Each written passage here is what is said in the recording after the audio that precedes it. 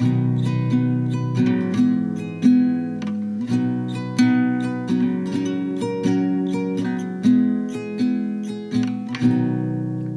back to Growing Guelph. Today's episode is the first of a three-part series of conversations that I'm having with staff at the Guelph Public Library. Today I'm joined by Samantha Wellhauser-Bells, the main library branch supervisor, and Alex Cairney from the Welcoming Streets outreach team. In this conversation, we explore the evolving role of libraries as welcoming third spaces in our community, the life-saving harm reduction supports now available at the library, and how partnerships like Welcoming Streets are helping build a more compassionate, connected, and safer downtown for everyone. Before I wrap up this introduction, if you enjoy Growing Guelph and want to help support local storytelling, I've launched a Patreon. For as little as $1 a month, you can get early, ad-free episodes, you can submit questions for guests, and help shape future topics. It's totally optional, but it always helps keep this project going and growing. You can check it out at patreon.com/growingguelph, and I'll make sure there's a link in the show notes. Thanks for listening and supporting independent local media.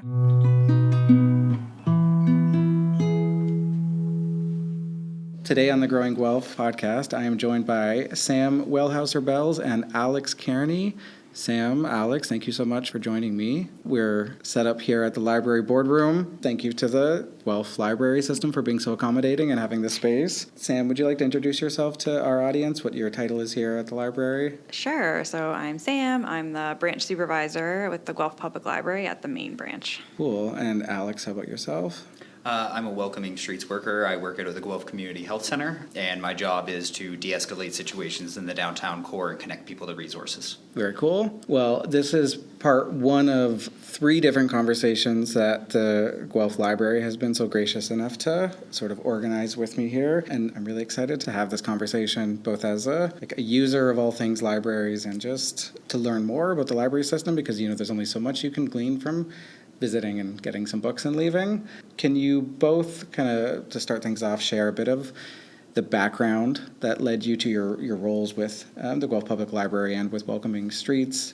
What's your personal connection to Guelph and why is working here meaningful to you? Sure, I can go first. So I've worked for the Guelph Public Library for almost 4 years. I've been a librarian for longer than I'd like to admit, I guess. I've started my careers in public libraries, and then I worked in education for close to 8 or 10 years before coming to Guelph, or this library. And I've been living in Guelph for over a decade. Both of my children were born here. I grew up just outside of Guelph, but I've had family here, so Guelph has kind of always been in my life. So, Yeah, does that answer? Definitely does. Thanks, Sam. How about you, Alex? I really randomly fell into this field. At one point, one of the group homes run by Wyndham House had a flood in the basement, and my sister worked there at the time. And the staff had shocked themselves on a vacuum and asked if I would go over there and deal with the flood. And then I did, and I started really bonding with a lot of the clients and a lot of the people there. And then one of the other managers at Wyndham House asked me if I would like a job at Wyndham House, and sure enough, I did that, and I've been working in the field for almost a decade now. So very, very randomly fell into this. My current role with the Guelph Community Health Center, I really gravitated towards because one of my favorite things to do outside of building rapport with people is problem solving. And so this job is different every day. And the problems that come across my table are so varying that my days go by very, very quickly, and I have a lot of fun with my job. That's good to hear, especially that you are able to keep that positivity and optimism because you do have a job that puts you sort of front and center with people who, are maybe experiencing some of the hardest times in their life potentially, but you're obviously able to kind of not let that bring you down and just look at what can you do to solve people's problems and that? Yeah, all you can do is meet people where they're at and do your best. You can't fix the world, but you can meet people where they're at, you can validate their experience, and you can do what you can. Yeah, wait, you mean we're not going to talk about how to fix the world on this podcast, or is that? If I had that answer. Yeah. So public libraries are, it circles a topic that comes up on this podcast a lot, which is that of third spaces and lack of third spaces. And for our audience to remind you, third spaces are usually defined as like neutral places of meeting that aren't people's school. They're not their home and they're not their work. Work's not neutral, school's not neutral. And our society is kind of quickly running out of third spaces, like real third spaces that you can spend time in where you're not obligated to spend money and you're not there as part of you're not there tied to your job or your employment. And I think libraries are really an important cornerstone of third spaces in the Guelph community. Sam, how does the main branch embody that concept of third spaces, and how do harm reduction supports like the Naloxone? Sorry, Naloxone. Thank you. How do those kits fit into that the broader vision of what the library means as a third space for the Guelph community? Yeah, sure. So as you kind of mentioned, libraries have always been the third space. It's a neutral space to you can just exist. You can borrow books. You can use computers. You can connect with people. It's a space to be. So the great thing about a library too, then, and especially with branches, is you respond to your community. The library is here for our community and for downtown. Especially after COVID, when I started, I'd say there was a need to implement some harm reduction techniques. And harm reduction is such a funny topic. I know it's not always the word we use, but even a seatbelt in a car, that's a form of harm reduction, right? Mm-hmm. These are things that we implement to keep everyone safe. So it's new for us to offer naloxone kits here. Kind of the journey of that is a bit long, but I'll try to cover all the details. So when I started, we're coming out of COVID and lockdowns and just the world was there were a lot of different rules happening, which is actually a good opportunity to try new things. Mm-hmm. So we realized, as we opened, that we were a spot for people to come get water. So when the library was shut, people couldn't fill their water bottles, just an example of that. So that's a way the library could be used. So what else can we do? If we're offering water, what else? What else does our community need? And that's kind of how it grew that way. So it started here too with staff also saying hey, we want to be trained on these things about naloxone and de-escalation, and through conversations with senior management and the union and staff, it was kind of talked about even just doing training for naloxone. So staff we'd have it here as something to use in the event of an emergency. And we did a lot of outreach. I went and toured the health center and the missions and met with Alex, and just to even learn about what naloxone was. So our policy there was, we started just offering it here. Staff were trained on how to use it. It's voluntary to use it or not use it. The Good Samaritan Act kind of covers us that way too. So that was just something that was a tool in our tool belt that way. And then it kind of grew to we realized that people were asking us for it. My friend's having a medical emergency, do you have a kit? So that kind of okay, so maybe that's something we need to offer. We've handed out COVID tests, so what's the difference? So senior management and our HR actually worked with public health to apply to see if that is something they would ever consider offering. And the first time we applied, we were denied. It was there's enough places downtown, the library doesn't need to offer it. And then public health reached out to us again and was we would like you to reapply because you are a space where everyone is welcome, and some people have service restrictions at the places where it is offered. So we applied again and kind of just talked about our hours and that we are this open space, and then we were approved to hand it out. So we started that less than a year ago, and you just come in, you go to our information desk, and then we offer, if you would like training on how to use it, someone at the desk will train you, provide you with a video if you like, and then no questions asked, you just get a kit. It sounds like it's an important puzzle piece in the entire idea of how the scope of what services libraries offer, and that what people not just expect, but people will come to need from their libraries, because the entire concept of what a library means to a community will have to shift, and it already has shifted, with our access to the internet and things like that, like the library's maybe less of a place you go to, like, say, answer a question, because you can use your smartphone for that, or at least a lot of people can. But it's like libraries, in my mind, are such an important institution that we're lucky to have. Both of you maybe have seen, there's like talk on social media and that someone made the point that, like, if we didn't already have libraries, it would be the most incredible uphill battle to convince some members of the public that, oh, what if we put like taxpayer dollars towards these hubs of community where people can have resources, and, like, you know, you can imagine the sorts of, like, disparaging words that people would use of, like, oh, you're just giving away our money, like, what would be the point of all these things?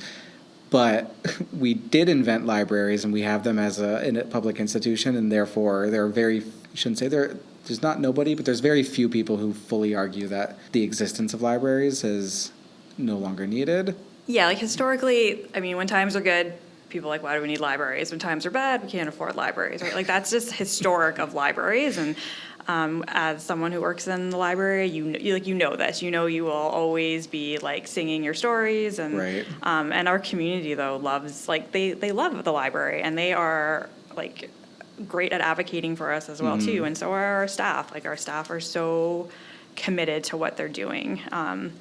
And yeah, it is just, like, it feels good to be here, to work here, and to, like, come and visit and be here. And, you know, like, arguing too, like, if naloxone kits, like, is that, you know, are we wasting money? Like, we're actually a pathway to help save. Like, your return on investment is high. Public health is already funding this. And then we are just a space that is open that you are able to get it. There isn't really a cost necessarily. Like, I myself or our HR manager will go pick up the kits to restock the order, right? Like, it's just something we do on the way to work. It's an easy thing to do, and it has such a big impact. Yeah, I think some people's pushback against the library being an inclusive home to everyone in the community, even members of the community that are unhoused, even members of the community that are facing challenges that not everyone is. It feels like that pushback it's part of the bigger conversation that we're having of, you know, people being upset of, like, the existence of encampments, the existence of people living outdoors. Like, it's almost like they're upset at the existence of these things, and they, in their mind, see the library as like, oh, well, but that's a place for me to bring my family where I shouldn't have to deal with X, shouldn't have to deal with Y. And it's like, yeah, but X and Y are part of your community. And if you don't want them to be part of your community, then, you know, you can always go to, like, Indigo. You can always find a private business, a company that will be the gatekeeper that you want it to be, because they're a private business in that space, and that's not what libraries are for. Libraries are for all of us. It's for not just... We have this weird thing, like, of, like, taxpayers and not taxpayers when it comes to a municipal place. Like, if you're a renter, you're still a taxpayer. You're still paying your landlord's taxes one way or another, right? Like, so the idea that, like, only certain people in a society have a say in who gets access to what is kind of a silly thing. Well, and I think, too, what Alex, like, and the health center, like, that whole team does, and, like, we also do, like, there are still rules, right? Yeah, it's not... you want to create a safe space that's for everyone. Yes. And that's where harm reduction is actually really helpful with de-escalation, because we're creating a safe space to help, like, ensure that everyone is feeling comfortable and safe. And, you know, like, I always think about it with my kids, too. Like, I don't expect my child at a young age to understand and not go down the stairs. So I'm going to put a baby gate there, right, to just help keep things safe. And that's kind of the techniques that we've tried to do here, of just, like, welcoming people, getting to know them, really focusing on de-escalation, and, like, trying to intervene with a situation before it happens. And that's also what your team does. Yeah, I find quite often the public library is such an amazing space. Every time I'm in here, this place is full, and it's the most diverse building I've ever been in. You have, like, my niece comes here for story time and stuff like that, and at the same time you have people who are very unwell sleeping on the chair, using the respectful sleeping policy that they've implemented so that people can be safe, but also have a place sleep. And I love the fact that we can all access this space and feel comfortable. And one of the things the clients tell me, the vulnerable community that I work with quite closely, is that they feel safe here. Mm-hmm. There's a lot of places they do not feel safe. And the fact that they feel safe here is such a big win. And I think what Sam was also talking about with, there are boundaries though. Like it's, you have to be respectful.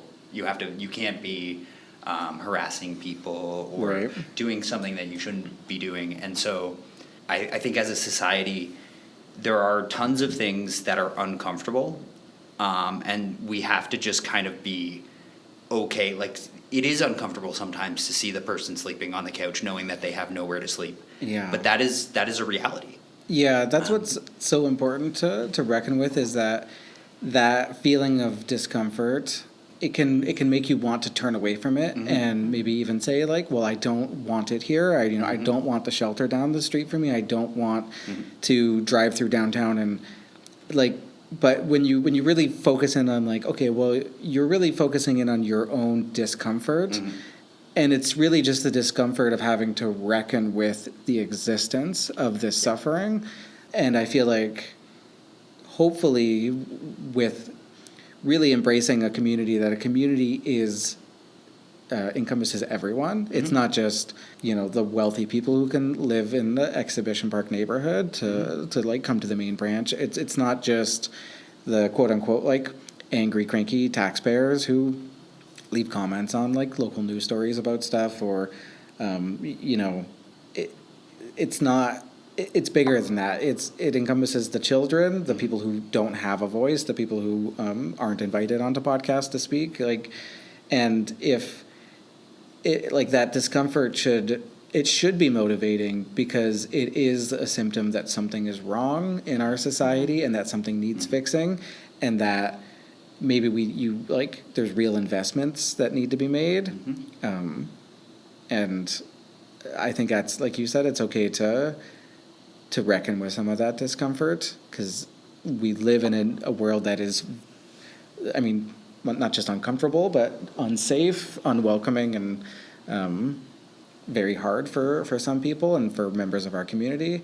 And yeah, it's heartening that the library can be that third space, because if you're unhoused, you don't have a first space. Really, you maybe don't even have a second space, and so therefore your only connection to shelter and to comfort and safety and things like that can be community third spaces. Alex, you kind of touched upon this a little bit, but I know that the Welcoming Streets Outreach team, it's known for the empathetic frontline support that you're able to bring to our downtown core. How do you see that work aligning with the library's harm reduction efforts, and what does this partnership actually look like in action? Yeah, so quite a lot of the partnership between us and the library. One thing the library has asked us to do is training for de-escalation, resource navigation, and anti-stigma. So that's something the staff has asked for, and I've noticed actually a significant reduction in calls from the library since implementing those, because I think now the staff feels more confident in handling a lot of situations. I think quite often when working with people overthink de-escalation, and they think there's magic things, but quite often it's just talking to people like you would talk to anybody, and validating certain things, and then meeting people where they're at. Right. And so I've been able to have a lot of those conversations with library staff, and then on top of which, for more complex situations, so let's say we have a client who is not using the space appropriately, and we haven't really been able to figure out a situation in order to help navigate that for the person.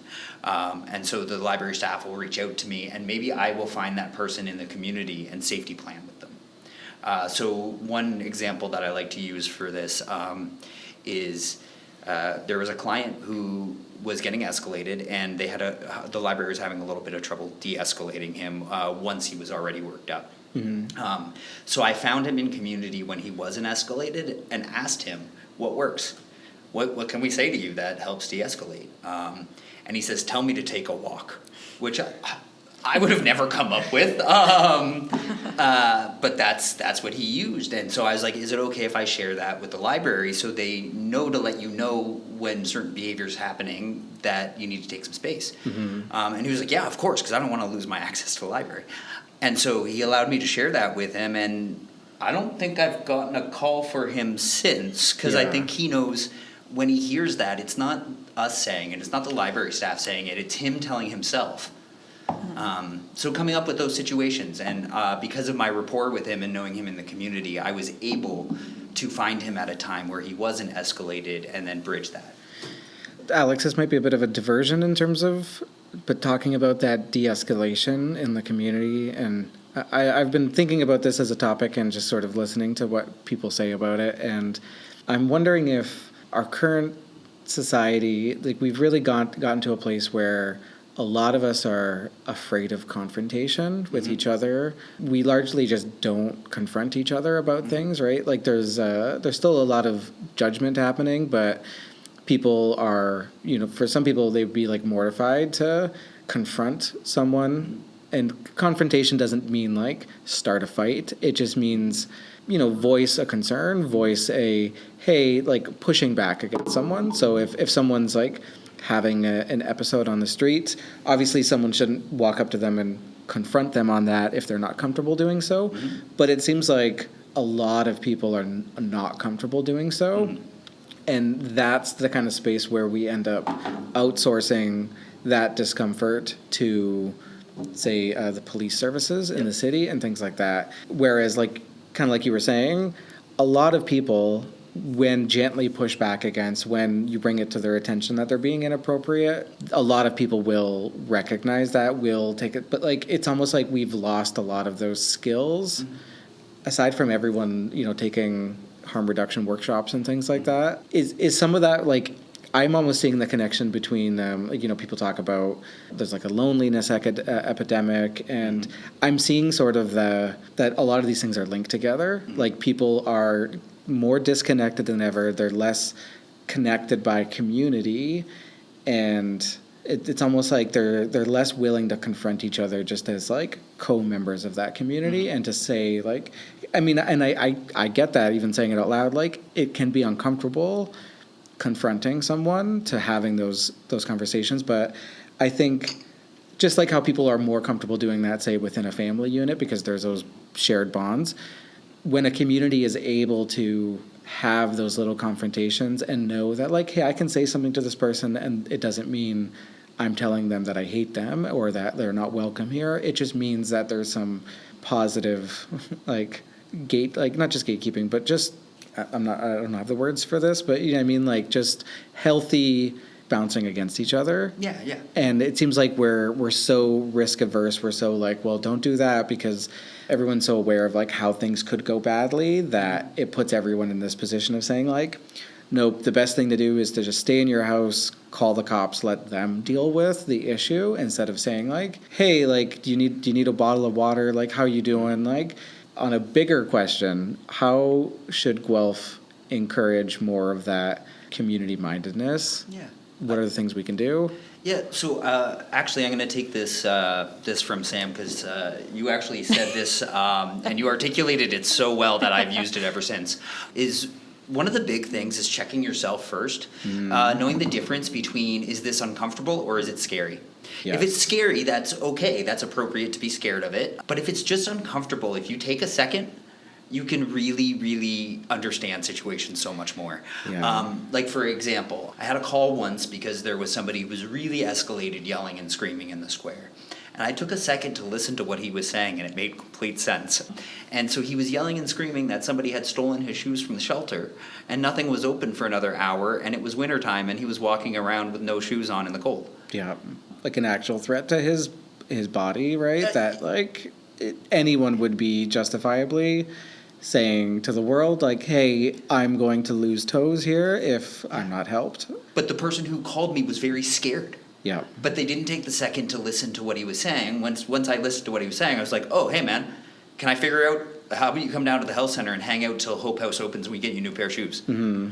And all of a sudden, no longer super escalated, like still unhappy, but he was shouting to the world for help. He was like, I'm in this terrible situation. Yeah. Can anybody hear me? Can anybody reach out? And I think so often when people are escalated, we shut down and we stop listening. And I think the big part is listening, taking a second.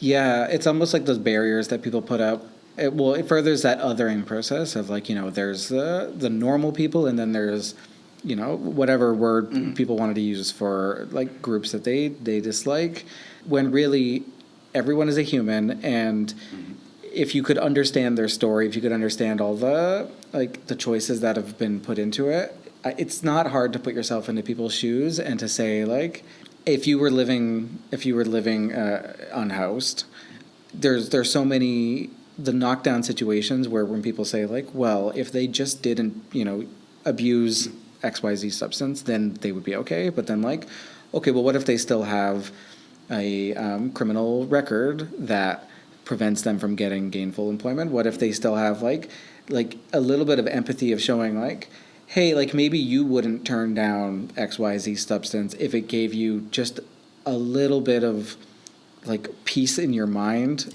of an escape from the harsh conditions you're dealing with. Like, it seems like, on the one hand, well-to-do people can talk about their, eagerness for the glass of wine at the end of the night to the top. Like, we literally brand that on glasses that they sell at like Indigo and places. And because there's the acceptable forms of escapism, and then there's the unacceptable forms and the demonized, politicized ones. And yeah, I don't know. I don't want to. I think there's a lot of agreement here, and I'm sure there's a lot of agreement in the audience listening. But I guess overall, like, that idea of like, how do you make yourself more comfortable in that discomfort? And I'm reminded of someone saying about how, like, if you want close friend groups and friend connections, you have to do things for your friends. You can't just expect that the transaction is going to be like, oh, we show up for a coffee date and we whatever. Like, no, like, help your friend move, go grocery shopping with them. And like, that's part of I've heard people express it as like, everyone wants the village, but no one wants to be a villager kind of thing. And I think if you want to live in a strong community with lots of ties to each other, then taking on some of that discomfort is a form of connection. When you see someone living in a way that's rough and it makes you feel uncomfortable and you want to look away, sometimes just sitting with that feeling is something you can do to just build that empathy muscle, and to say, like, because if you sit with it long enough, that's what could motivate you the next time you're at the grocery store, to say, like, I'll grab another can and I'll add it to the food bank, or maybe I'll volunteer some time. And like, all of that can really take effort to to really move people and to push past like that initial discomfort. It's kind of a similar analogy to it's easy to, like, the moment you feel a bit of boredom in modern society, to just like pull out your phone and distract yourself with something. But I remember this being a kid, like, when you're bored is sometimes when, if you just sit in that boredom, is when like imagination can take root, when like, oh, the thing I actually want to do, the idea, like, but you have to sit in that boredom to give yourself that space. And I think in that same vein, like, if you can sit in the discomfort, that's almost the space where empathy can thrive. Yep. So I think that's where, like, the library is really cool. So I know online there's, like, maybe not always positive things, but like here we have hard days, but I also, like, we can have amazing days too. And like, the community, from when I started, like, there was a lot of fear, I think, and myself too. I was terrified. I'm like, what have I got myself into? Like, I don't know how to help. I don't know what to do. And then as I learned more, and now it's like, we have community members who, when I first started, were like, someone's sleeping, and they're really angry about it. And now it's like, hey, I saw you check on them, and I really appreciated that. And like, community members are they're like, hey, just so you know, like, there's something broken outside, or I think someone needs to be checked on. And there's no like anger. It feels like a community. And I know there's like little grassroots stories. And like, I remember once we had a patron who was having some issues, and they were pretty distressed, and they needed they needed additional support and they weren't super happy about it. And a family was in here when it was happening, and I thought, oh, like this isn't great. And after that was over, the family came back with their child, who like they had a young child with them, and they're like, we're gonna walk through this space and we're gonna show you that it's still safe. And I like couldn't believe it. Like I was like, that was great because, and I just kind of overheard them talk about, you know, like sometimes people are having rough days and it's okay, and you know, it's nothing to be scared of, and like it gives me a lot of hope. I guess I'm annoyingly optimistic about things, but yeah, like it's so different, and I think about like the families too of people who are like living in the throes of addiction. Like I've gotten to meet some people's parents who are like thankful that also like that they know there's community support here, even if it's hard and like, you know, it's going to take time. And I do think Guelph it's probably why I love it so much. Like they do care, and like anger is okay too. Like we're all in this together and we're all experiencing this different ways. And but yeah, like get out, go to an event, like come to us. Like we've got tons of events happening, right? Like you can just sit and connect with people. There's really cool things happening downtown. Like the business association throws like, I love their little dog promenade, like events, like the missions. Like I was terrified, and I'm like, no, I'm going in for a tour, and it was like the nicest place. Like I couldn't believe how great everyone was, and like they're volunteers. Like there's just so much happening, and yeah, like start small and just get out in your community, because a lot of your community is already here. Like there's so many people out doing things, connecting, and Guelph is like, I don't know, Guelph is special. I really like it. I think we're doing great. Yeah, it's hard, I mean, but it's no surprise that praising Guelph is a topic that comes up a lot on this podcast, and it's hard not to be like infectiously optimistic about things, because Guelph is just full of people who bring that sort of energy to the table, and I think it's like it's important to keep that front and center because of the fact that. And I do this a lot where I'm like preemptively engaging with online comments and stuff. Like it's easy to read things online and think that that's real when we know it's not necessarily real. Like for one, you don't know the perspective of the person who's sharing it. You don't know what's motivating them, and it's a lot. The algorithms that be just take things that they know will be upsetting and put those to the top. So, of course, like any news story you see about the new library being built, which I'm excited for, you'll find the people who are saying like, oh, what a waste of money. But like, I don't think that same person, like I'm not going to speak about, everyone who has that opinion, but I would suspect a lot of them have that opinion, would have it about like literally anything they see being done that the city is spending money on, because they have this opinion that like, well, things are so bad, how could you spend money on this? How could you spend money on that? When it's like, okay, well then the path that would be suggesting leads to like nowhere. It leads to just spend less, make a wall around your own home, don't let anyone in. And like, I don't think that kind of individualism and selfishness is at all community building. No, I think the dialogue is important. So a lot of what I do in my role is I'll talk to people with different opinions, and I will try and bridge that gap, because so often those comments just come from people not fully understanding. Like I think if a lot of those people realized everything that the library did and could do, I think a lot of their opinions might be. Well, that's like the big thing, right? Is people have this understanding of libraries that, if they don't use the library, they don't know what's happening here. Like it's more than just a building with books in it that you can take out.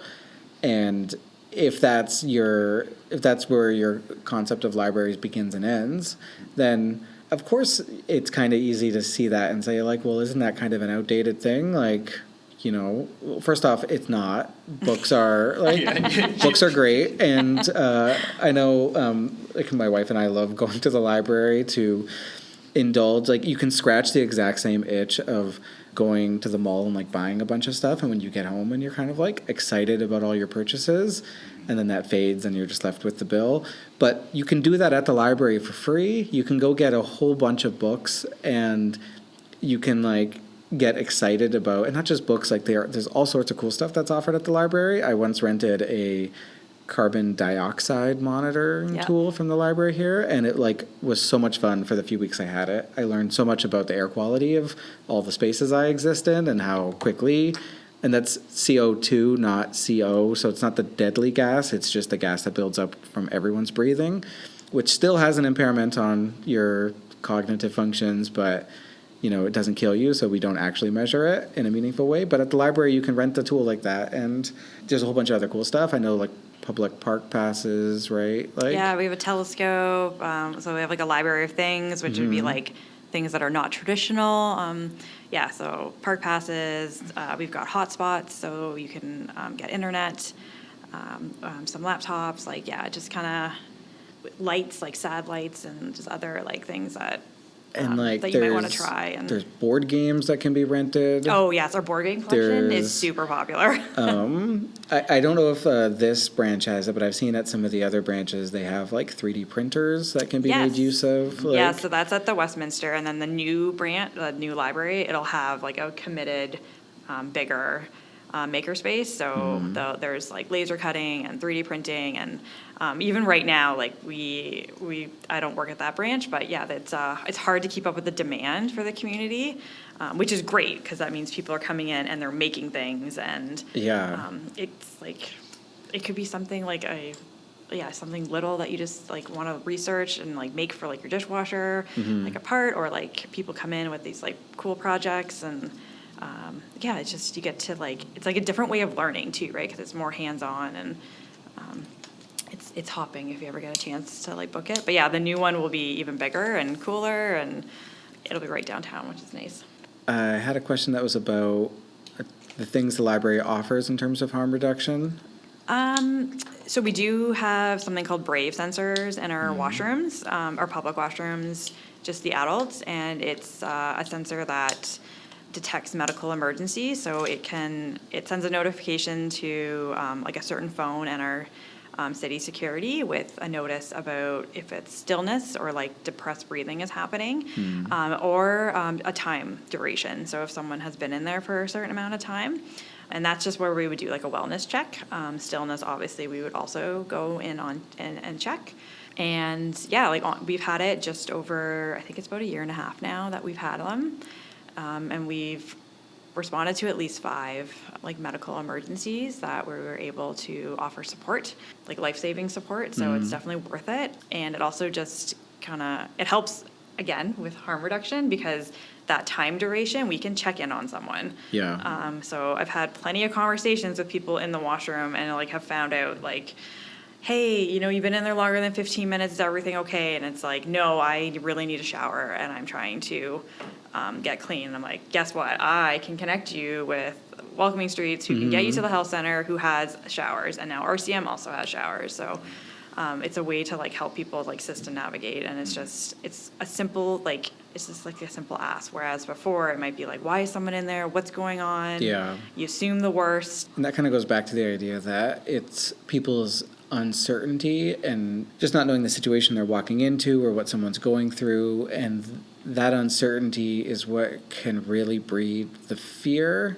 and then the fear can breed like the anger, and you'll never fear someone more than when they're an unknown entity and you don't know their name and you don't know what they're yelling about, like exactly. Like Alex, you kind of brought this up, but when you really sit down and engage with those people, it's not that there might not be like alarming behavior that they could have. Like obviously that's true, but it really dispels some of that, the unknown of what you're working with, right? I always say when people ask me, they're always, because I go to escalated situations, people are always like, oh, how scary is that? How unsafe is your job? And I was like, the most unsafe part of my job is traffic. Is like people not looking while turning a corner. I am not worried about escalated people, because as long as you validate their feelings and try to support, there's no ill will towards you. And it's just uncomfortable. That's, again, you're asking those questions and you're having conversations that might not be a perfect answer in. Yeah. But my job is not scary at all. And like you were saying, that discomfort, a lot of it is like the root causes of that discomfort is going to be like poverty, like people dealing with mental health crises, and can help you really focus on like, okay, what are the changes we can make to provide the supports and to prevent things like this, rather than just, well, how do we stop this thing, which is really just a symptom of these bigger like societal crises that we're dealing with. And that's kind of the other cool thing that's happened with harm reduction at the library is like as we're seeing situations happening, and then we're like, great, come into our space, help us, like we don't know, and then we developed more partnerships.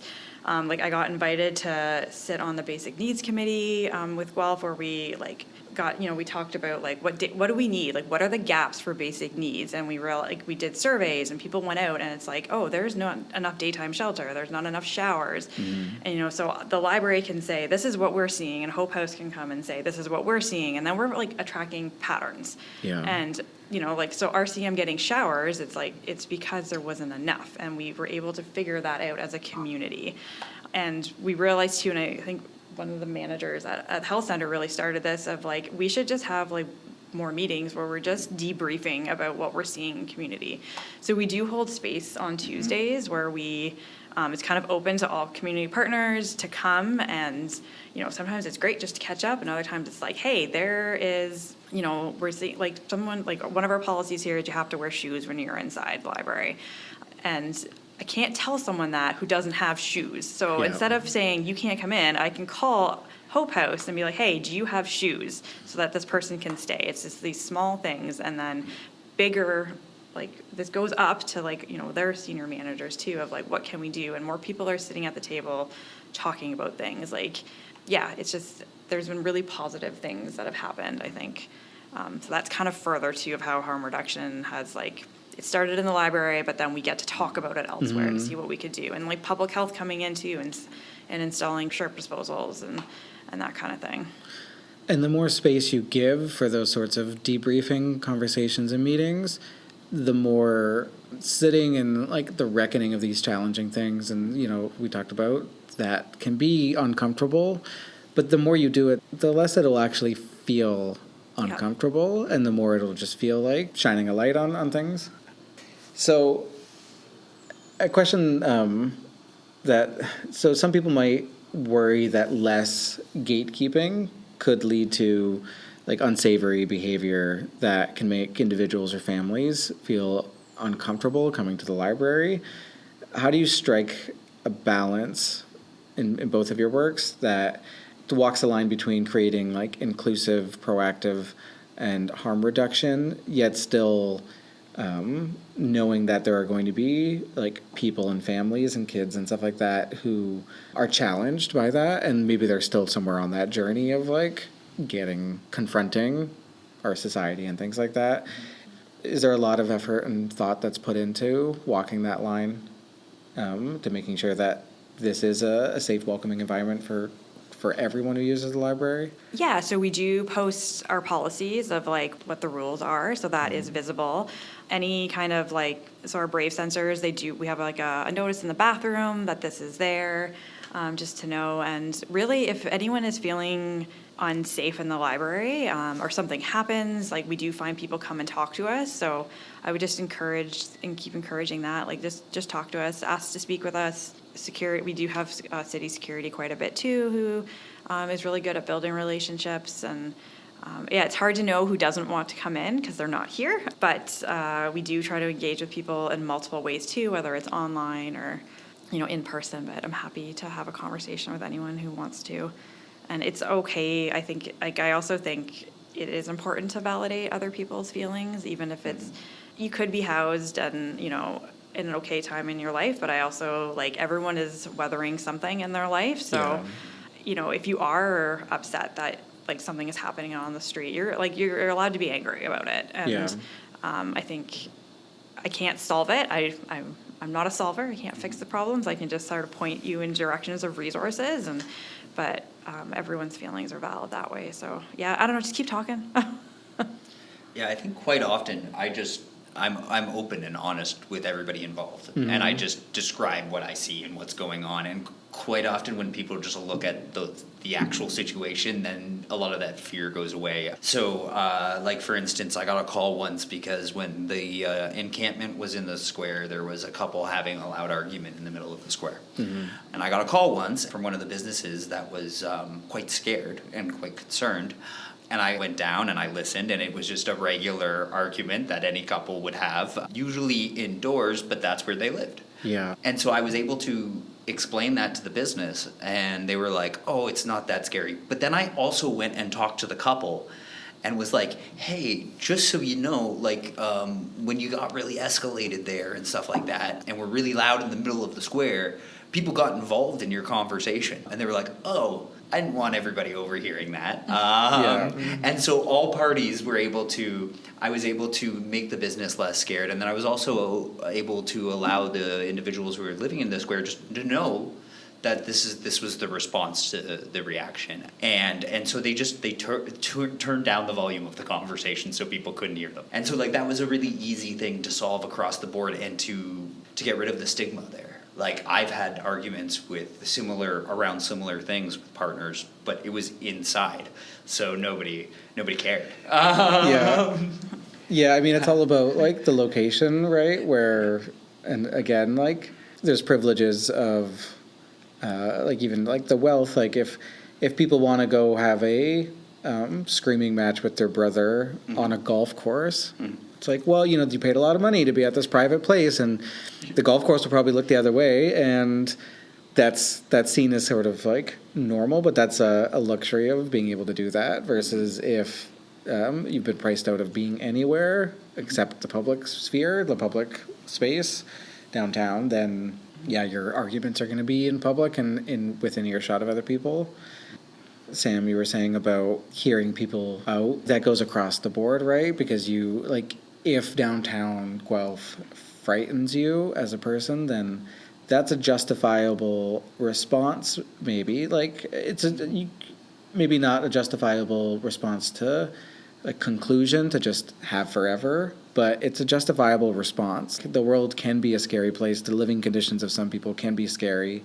Like, some of the life choices can frighten you if you've been lucky enough to be sheltered from that, then like that's fine. That confronting those sorts of things can be frightening and can be uncomfortable, and it can be an entire journey that you have to that you might never live in a place where you're going to be fully comfortable with it. But I think if anyone's listening who sort of says like, well, I'd like to make use of the library, but I went in there and had maybe had an uncomfortable experience and things like that, then... And that's okay too, right? We do have other branches, so if you're more comfortable going somewhere else or for whatever reason, like we can send your holds other places. You're welcome in and also in know space. That the library staff will hear you out. Yes. Like that they'll, and if something is making you feel that it's uncomfortable, then yeah, maybe something is happening that needs to change, and maybe something is like someone's doing something, and like it's okay to speak up and say something and to voice those concerns, because even that voice is like part of the community and it's part of the larger dialogue that everyone's having. We kind of talked about some stories, but do either of you have any other stories or data that really illustrate the impact of these programs, especially moments where like harm reduction at the library or outreach through welcoming streets really made a difference? I have one story that I find it's a fun one to talk about, because if my job didn't have time built in to build rapport with people and things, I don't think I would have been able to fix the situation or help the situation progress. But when I first started this role, I was getting calls for an individual in the square who was escalated, and I would get 5-6 calls a day for him. And he was constantly interacting with police, things along those lines. Anytime I tried to engage him and ask, like, how could I help? What could I do? He knew I worked for the health center and he didn't care. He was like, I don't want anything you have to offer. I don't care about healthcare. I don't care about housing. I don't care about any of that. And so instead of like offering random social services, I just asked an open-ended question. I was like, if I could do anything for you, anything at all, what would it be? And he said he makes all of his money from music, and he needed a music promoter. And I was like, oh, well, let me try to find you that. And he was like, what? I reached out to my brother-in-law who books bands, got a music promoter. got back to him, got him a contact list, and the minute I got him that, all of a sudden, all of these other things opened up. He was like, I also don't have a doctor. Can you get me a doctor? I also, because of arthritis, need help with like showering and stuff like that. Can you help me with that? Can you help me get medication for the pain? And I helped him with all of that stuff, but none of that mattered until he solved that first problem. That was his priority. Yeah. And I have now in 2 years not received a single call for him. And every time I see him, he's got a smile from year to year because we figured out a lot of these issues. But unless I asked that open-ended question and had time booked into my role to be able to do something random like find a music promoter, I would have never solved all those other things, and he would probably still be in so much pain that he would still be very angry probably. Yeah, that's an incredible story, and really a testament to the fact that some of these people who, if it feels like they are, rejecting help, it's because they really feel like society has rejected them, and that could have been like individuals in their lives who rejected them, or their family, or like employers, or whatever it was. In the same way that there's a mentality of like, normal people versus the unhoused population or something like that. They have a similar mentality on their side where they feel like the entire world is out to get them. And depending on their experiences that they've had, like they could be fully justified in feeling that way, right? Mm-hmm. Like there's a lot more power on the side of like the city and the business owners and things like that. Like, they have all of the legitimized forces to use against people like that. And those people have nothing to do. Like there's no, like they can't afford legal recourses. They can't afford, like, if you're stripped of all your power, then maybe the only power you have left is to say like, well, then screw the system and like kind of, put a middle finger up to the forces that be, and then put yourself as an opposition to everything else. And it sounds like you were able to kind of break through with that and to just show that like, hey, there's still people out here fighting. It's funny because that's, like, if you think of like the hierarchy of needs, music promotion is not near the bottom of that hierarchy, but like showing someone that you're willing to hear and listen to them, and it was almost like you were able to kind of break through to that and to show that like, hey, there are other lifelines too, and there's other... I think a big thing was that that shifted the narrative in his mind was I wasn't forcing what I thought he needed. Right. I was just there to support him with what he needed. Yeah. And I think once he realized that shift, then he was willing to let me help him because I wasn't forcing what I thought he needed onto him. I was just meeting him where he was at. And that forcing is kind of sums up what is the really tricky element of a lot of other well-meaning third spaces, like churches and things like that, where they are giving help and they're giving support, but it's through a particular worldview lens that not everyone's going to share. And, sometimes that worldview can have judgment involved and can have like, well, we'll give you support if you adhere to these sorts of rules. And that might work for some people, but it's not going to work for every person. Mm-hmm. Looking ahead, what are both of your hopes for how these harm reduction partnerships can continue to grow? Are there new programs or collaborations that you'd love to see, whether that's with local organizations, schools, businesses, or other public services? Yeah, it's a great question. I'm kind of like in awe of how this has all grown as it is. So it's really kind of like, I feel like for us, the framework we have is just like, what's the problem? And like, okay, let's figure it out. Let's try it. Sure, why not? So like one thing that we started doing here too when RCM had their hours reduced was they had an outreach nurse that was meeting there. So we gave the outreach nurse space here on their day because they were closed. And cool. Even though the RCM has opened up again. The Royal City Mission? The missions, yeah, sorry. The nurse shared with us that they were able to connect with people here that they wouldn't otherwise. And they said to them it was because the library was a safe space, and then all of a sudden that person became like safer for them. So I think things like that, like where it's like, it's not necessarily the library doing actively involved like with staffing, but it's like the space can do so much. So we do with the new central library too, like we are really looking forward to like other partnerships where like from what we hear from partners, they need rooms. They need a room to be. And as you like, we don't have rooms currently here that are very accessible, but the new building will have that. So we can open our doors and invite more people in. So whether it's someone who is meeting with, like, our partners, like we have Stonehenge here who comes to meet with people.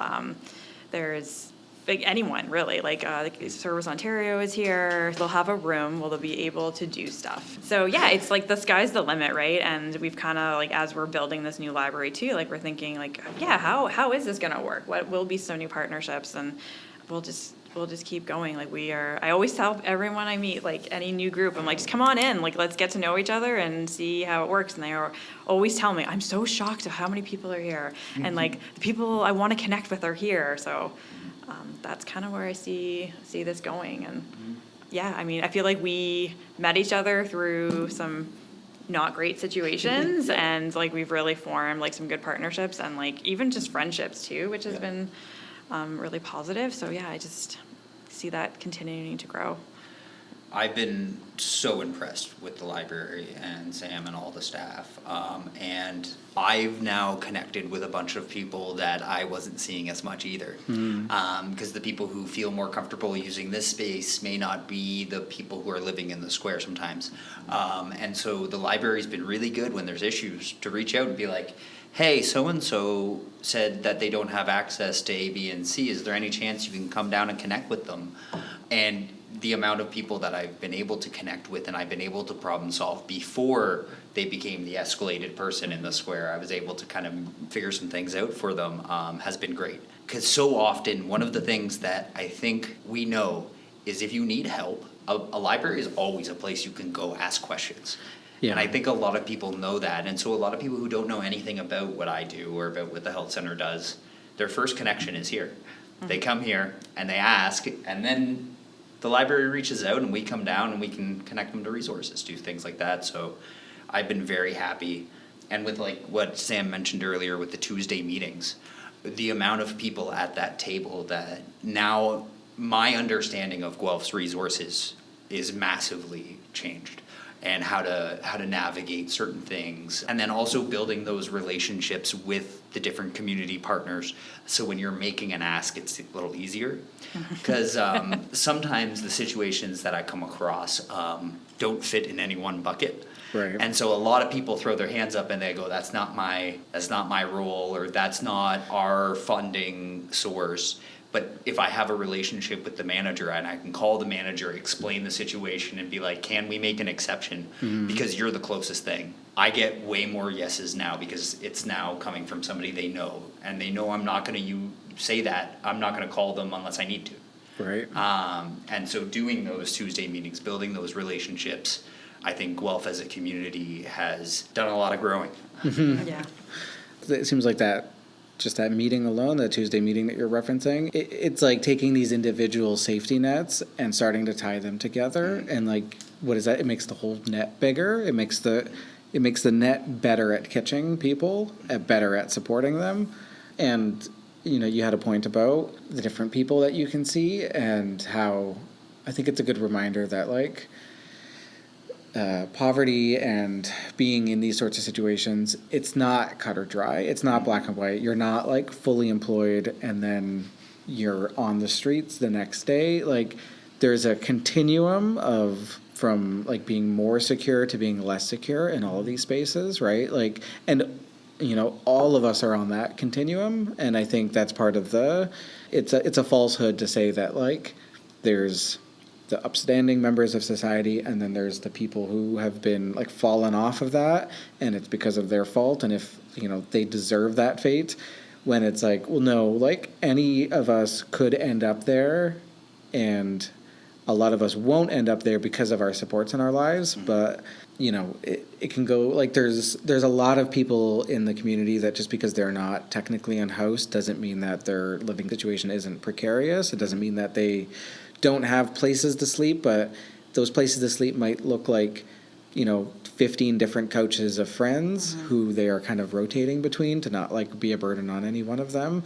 Between that and in every situation in between, where like their car might be their living situation, where they're, you know, they have a tenuous relationship with others. Like all of these things are factors that go into it. And there's a lot of people that you might pass in the grocery store that you they might be fully employed, well-dressed. You would never think for a second that they're struggling in those ways, and like you can't know that. Mm-hmm. So it's nice to hear that the library and the other supporters and partnerships in this are just making everyone more aware of that and making more better connections and better ties, because all of that information sharing and like intelligence sharing, I guess, in some way to look at it, is just making everyone, like the actions that every organization has to take, like that much more better and supported by actual facts. Yeah, it's been great. Like I've learned so much, and like just about like mental health, and like, you know, I had no idea like until I can't remember the organization's name now, but like how common brain injuries are, and like Traverse, yeah, and there was like, if you are living rough, you probably have a brain injury because you've been in a fight or something has happened, and like what that means then for even like processing. And I like to like hyper focus on details like this, so I'm sorry, but like I was like, I can't get someone out. I keep telling them they have 5 minutes left, and it's like, well, that means nothing, because you know this person might be experiencing this. Like maybe give them step by step. I'm like, oh, I need you, when that song is over, you're listening to, the library's closing. Like, got it. Right? Like it's just simple little things that I never like directed my mind to because I didn't understand, but I'm starting to. And then the more I understand, the more I realize I don't. But yeah, it's just a huge learning process, and this is where our community's at. And like what Alex says, like you meet people where they're at and go from there. Well, that's what I mean, the word empathy is being demonized in some circles right now, which I don't understand, because like empathy describes like what you just went through, where you know, everyone has like a theory of mind that is usually just like you're able to project the way you experience the world, and you can think like, what would I do in their shoes? Usually what people are doing when they're thinking that is like, if I were me in their shoes, what would I be doing? But it is a stretch of empathy to start trying to imagine like, okay, well, what if their experience of the world is different? What if, you know, they're not able to hold these multiple concepts in their mind, their memory isn't able to like be that expansive to like take those concepts, and like, you know, their temperament might mean that they are to a level of a 10, and it feels genuinely like a fight or flight situation for them, and that's a real feeling, and that's not them not having impulse control. That's just like the chemicals that be, and the state of their brain pushing them into those sorts of situations. But being able to understand that about others is empathy, and being able to know that like everyone is different, and that difference is very real in the way they experience the world. Well, this has been a really interesting conversation with both of you. Thanks so much for having it. I'm excited to have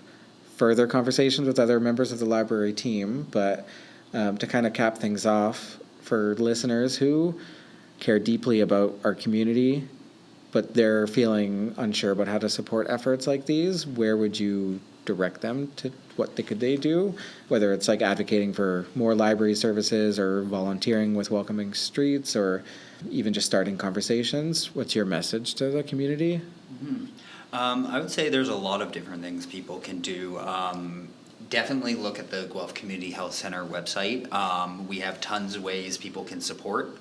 The Royal City Mission, another amazing organization that is very, very much grassroots. Quite a bit of it is funded through the community. Hope House is another great place that people can go volunteer and support at.